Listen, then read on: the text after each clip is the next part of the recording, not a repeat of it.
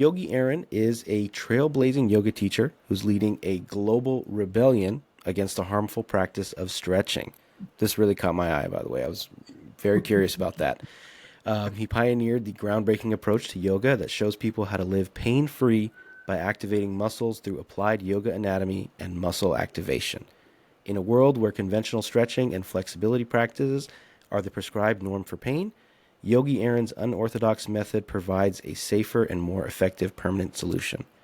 What sets him apart is his wisdom, infectious humor, adventurous spirit, and personal healing journey, which distinguish him as a beloved leader in the yoga community and at his Blue Osa Yoga retreat in Costa Rica. So that's quite a pitch, quite an introduction.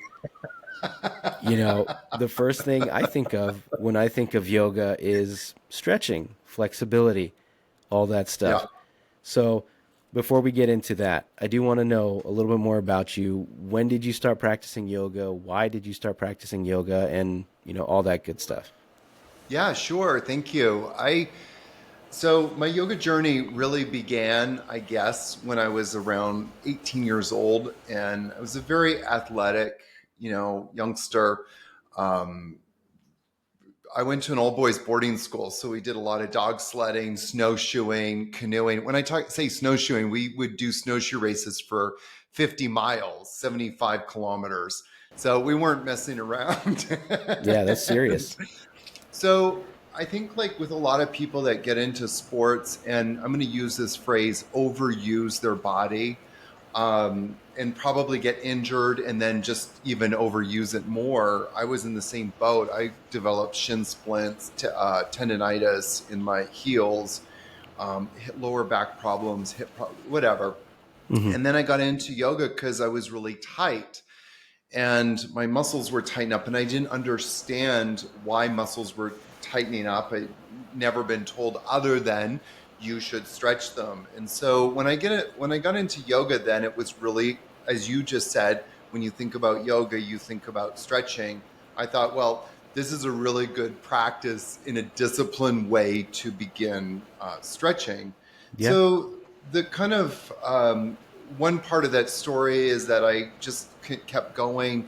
As I got older, I started to realize that there was a lot of other benefits to yoga. One of Hmm. them was that I could really start to harness the power of concentration, and in a very unique way. Now, I was very much into sports, and I think if you talk to a lot of athletes, you hear that they get into this zone, Yeah, and absolutely. there's actual science around that. Your brain starts to get into a certain wavelength, and that wavelength, by the way, is what we practice in yoga. We practice getting, I think it's the alpha wavelength, like you get Mm, into this alpha zone. And by the way, I'm not a neurologist, so don't quote me on sure. anything as being fact, Sure, please. sure.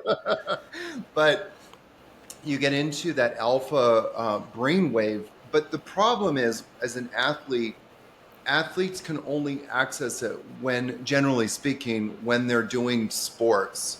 What yoga teaches us to do is be able to access it on command at any moment, that we can go into that zone, if you want to call it that.